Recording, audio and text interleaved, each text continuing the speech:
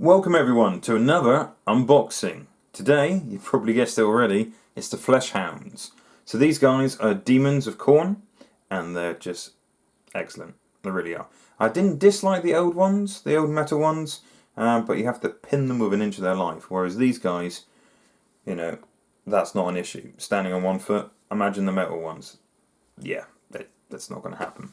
So, what I like about Demons of Khorne is you can use them in 40k, you can use them in AOS, that's Age of Sigmar, and you can use them in Warcry, which is what mainly I've got them for. Because, you know, with Warcry sometimes you can't get those 1000 points on the nose, and there is stat sheets for these guys, so why not? So, when the Mighty Lord of Khorne first came out, when the very first box set for Age of Sigmar was released, and that guy had his own pet, and it was one of these guys on a chain, and I thought that was awesome. That looks so much better than the original. I always wanted a box. So there's a few boxes that have been out with these guys in, but recently it was my birthday, yay! And some very nice person bought this for me. Because I need them. I wouldn't like them, I need them in Warcry. Because we need miniatures, right? Because most of us only have one or two miniatures that we always paint and finish before moving on to buying more models. Anyway, so yeah, these guys. I'll do a brief unboxing, show you the sprues, and I'll go through the rules. So the rules will be a little bit different between 40k, obviously, and AOS. But I also just think these guys are great to collect and paint. They just look wicked. They look brutal. So I'll get rid of the shiny, crinkly stuff off camera, and then we'll carry on. So this is the back of the box, and it gives you a brief painting guide from Citadel. Obviously other paints are available, but these do look really cool painted in this way. Now, the original ones I had way back, probably about 97. I painted them bright red, and I don't think that's massively realistic, but hey ho. So, this box was released in 2019, but I'm sure the rules would have changed by then. Here we go. And I'll show you the sprues straight off the bat, so turn that light off, it's probably not helping you. So you can see these little pimply guys are very much like blood letters in skin tone anyway.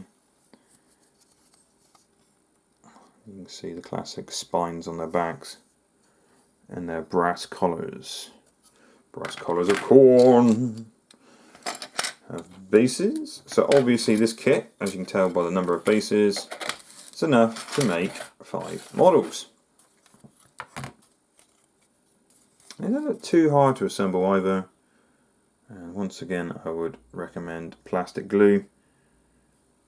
Look at that happy face, oh look at that happy face. Good old Demons of Khorne. No doubt I'll be painting these guys up soon, because I want to play them in Warcry, which we're playing quite a lot of at the moment. Getting some more battle reports out there of Warcry. So I'll put up some pictures on our Instagram page and the House of Chaos community as well. So if you guys ever have any hobby stories you want to share with us, or any progress, or any finished pieces in fact, feel free to put them up on our House of Chaos community Facebook page. So can't imagine the rules for 40k have changed that much for these guys. Because they haven't had a codex recently, but I can double check. Obviously loads of different languages out there as well, so there's your painting guide, what they suggest. I do like that darker red, that Khorne red. It's very nice. So I better get the rules a second. So we'll talk about my first love first, 40k. So Flesh Hounds, Unit 5, funny enough, is only 90 points, which is really cheap. They have the Collar of Khorne. So once in each of your opponent's psychic phases, you can select one model in this unit to attempt to resist psychic power in the same manner as a psychic would to deny the witch. To do so, the model must be within 24 inches of the model manifesting psychic ability. So just like deny the witch, really. So these guys are demonic, so if you know anything about demons in 40k, you know they probably have a 5-up invulnerable save, which these guys do. And they have unstoppable ferocity, which is, if this unit makes a charge move, or is charged, or performs a heroic intervention, then until the end of the turn, add 1 to the attack characteristics of models, and add 1 to the strength characteristics of all the melee weapons, which they are only armed with melee weapons, which is wicked. So they normally have 2 attacks base, so that's 3 attacks, and they gain an extra strength. So the strength 4 in a way, which is okay for like unit killing stuff, but when they go to strength 5, you know, you're wounding a marine on 3s, it's pretty tasty. So they have a weapon skill of 3 up, they're speed 10, so they're pretty fast. Toughness 4, 2 wounds, they might stay around a little bit then. And they only have a 6-up save, but remember that 5-up invulnerable. So if they can take away the 5-up invulnerable, then you have your 6-up save. But majority of the time, you're relying on that 5-up.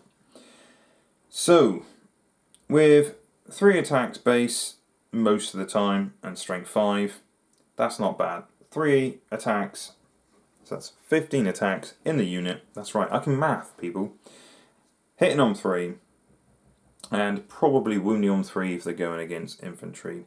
It's only an AP 1, which isn't massive, and 1 damage, but these guys are pretty good. If you've got any psychers on the table, they can attempt to, you know, deny the witch, which is pretty cool. They get in the way. Unfortunately, they're not classed as you can imagine, they're not classed as infantry, so they can't raise any flags or anything like that. They are beasts, so that kind of thing's not going to happen.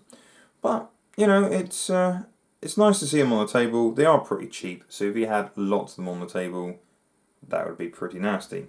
So you can, for 28 points, rather than the big old 18 points for these guys, put in a Gorehound. So, what do you get extra with a Gorehound, I hear you ask? Thank you for asking. So a Gorehound, still the same speed, still the same weapon skill, toughness, wounds, attacks. So you're thinking, why would I get it? Because it has an 8-inch burning roar. So the ballistic skill is 6 for these guys. Doesn't sound impressive until you start reading the rules for burning roar. So burning roar sounds like something you could have on a dodgy night out in town. But it's assault d6, so potentially 6 shots. Strength 4, which is okay. No AP and only 1 damage. So when resolving an attack made for this weapon, do not make a hit roll. It automatically scores a hit. So don't worry about that 6-up. It's going to basically be a flamer. It's an 8-inch flamer, and it's okay. It's not the end of the world, you know. But would you really spend an extra 10 points for an 8-inch flamer? Totally up to you guys. And that's the difference. That's it. They got still the same attacks, still the same toughness, but you get an extra flamer. So there is a special character with these guys. It's a 3-headed version of these hounds. But Karanak doesn't actually add anything to these guys. So if you're thinking if he's something like a sergeant or a captain variant, obviously, re-rolling the 1s, things like that. That I know of, he doesn't do anything. So he's pretty much the same. He's just better in strength, better in toughness, and has more attacks. Better AP and better damage. So basically, he's just a better version of these guys. But he doesn't add anything to them. Doesn't give rerolls, doesn't give extra hits, anything like that in 40k. So that brings me on to my next favourite game, Warcry. Really got into this recently. Love it. I think it is a fantastic game. And chances are, if you've got a few AOS models lying around, you probably can make an army. You don't need that many models to make 1,000 points in the game. Case in point, Flesh Hounds are 170 points in the game. So yeah, don't need many of those to actually make up 1,000 points. So these Flesh Hounds in AOS, they have a movement of 8. They have a toughness of 4. They have 20 wounds. So Warcry plays very differently to 40k. So 20 wounds in Warcry is pretty good. You know, I know these guys only had 2 wounds in 40k, and that's equivalent of a Marine. But 20 wounds in Warcry is pretty good. It's pretty good because the average troop, like Squishy Guy, might have 8 to 10, and the Elite might be 20. So these guys are pretty much classed as elites. They have 4 attacks, strength 4, and their damage is 2. And if they crit, which means if they roll any 6s, the damage goes up to 4. So it's pretty good. Movement 8 in Warcry is a pretty big deal. There's, I would say more of the elite troops have speed 8, unless they're flyers and things like that. So speed 8 in Warcry is very good, because you never know what you're going to get. You could draw a mission card that says you need to get to the other side of the table, or get to an objective, things like that. So extra speed is always great in Warcry. So I think 170 points, that's not bad, that's not bad. So the Gorehound, so remember the flame-throwing, basically, version of the Flesh Hound, the one that actually had fire coming out of his face. Well, it says fire, it's a burning roar, so take from that whatever you will. So this also is a movement of 8, a toughness of 4. It has 5 extra wounds, so for 205 points, whereas the other one is 170 points, you get 5 extra wounds. It has an extra attack, that's right, 5 attacks, strength 4 still, the damage is 2, unless you crit, rolling those 6s, damage is 5. So basically you get 5 extra wounds, you get 1 extra attack, and if you crit, you do 1 extra. So it has no sign about any range that I'm aware of. So it doesn't have the burning roar. But, you know, it's, what was it, 35 points difference? Yeah, 35 points difference. Is it really worth extra 5 wounds, an extra attack, and a better crit? Possibly. Possibly. I'm going to try it. I'm going to have a few battle reports with it. And you tell me if it's worth it. So that leaves us with AOS, Age of Sigmar. So these guys in Age of Sigmar are movement 8. For some reason in Age of Sigmar and Warcry they are movement 8. In 40k for some reason they're slightly faster. Hey ho. 2 wounds, same as 40k. Bravery 10. Save is 5 up. So they have Unflagging Hunters, which means they can re-roll charge rolls for this unit, which is really strong. And it's not too different from 40k and AOS. Points-wise, they're 100 points. So only 10 points more. I would definitely pay 10 points more to have the re-roll charges. They have Burning Roar, anyway, so that's really good. Once again, range 8, 1 attack, hits on 2s, wounds on 4s, 1 damage, no rend. Their Claws, 4 attacks, hits on 3s, 4s to wound, only 1 damage, and 1 in every 5 models in this unit can be a Gorehound, and that is the Burning Roar once again.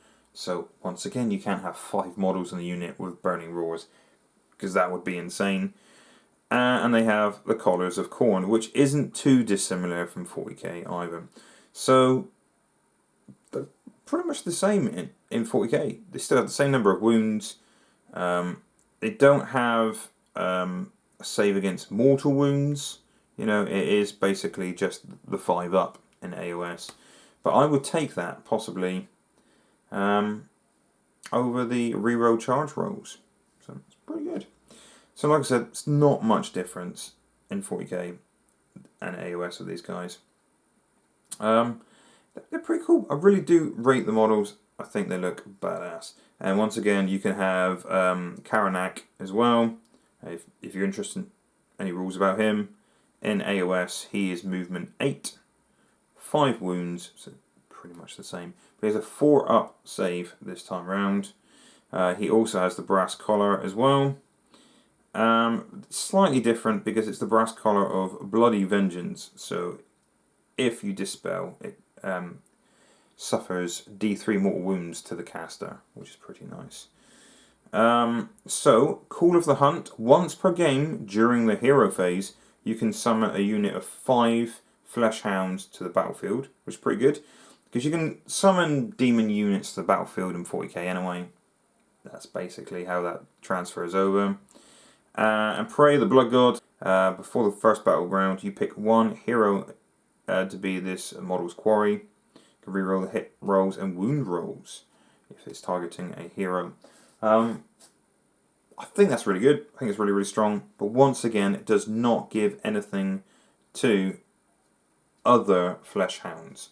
Although he is a Flesh Hound in a way, he's just a better Flesh Hound. He's not a general, he's not a captain, he's not a leader of any kind. He's just a 3-headed Flesh Hound. I say just. That's pretty scary. If you saw that coming towards you, you would fudge your huggies, probably. So, all in all, I don't think these guys are a complete boss. They're not a must-have or anything like that. But they are pretty quick. They're great for grabbing objectives in whatever game you're going to play, be it AOS, Warcry, or 40k. And I just think the models look quite fun. They're going to be great to paint. And they've aged really well, because I know they've been around for a long, long time. But the plastic variant is so much nicer. I'm not saying the old ones were ugly, but there's so many things you can do with plastic models. You put them in wicked positions. You could put that guy standing on a rock, whereas the metal one would just fall over, bend, break. Plus it's heavy as hell. You know, if you lose a game, you can throw it at your opponent. I'm kidding. But yes, I really rate these guys. I think they're fun. And surely that's what it should be all about, right? I mean, the rules are pretty good, but not game-breaking. Okay, thank you for watching, guys. Once again, me rambling on about rules. If that is your particular thing, please hit that like button. If not, tell us why. We always want to improve on stuff, so if you hit the dislike button, please make sure you leave a comment and let us know why you dislike this video. Okay, thank you very much for watching. Stay safe.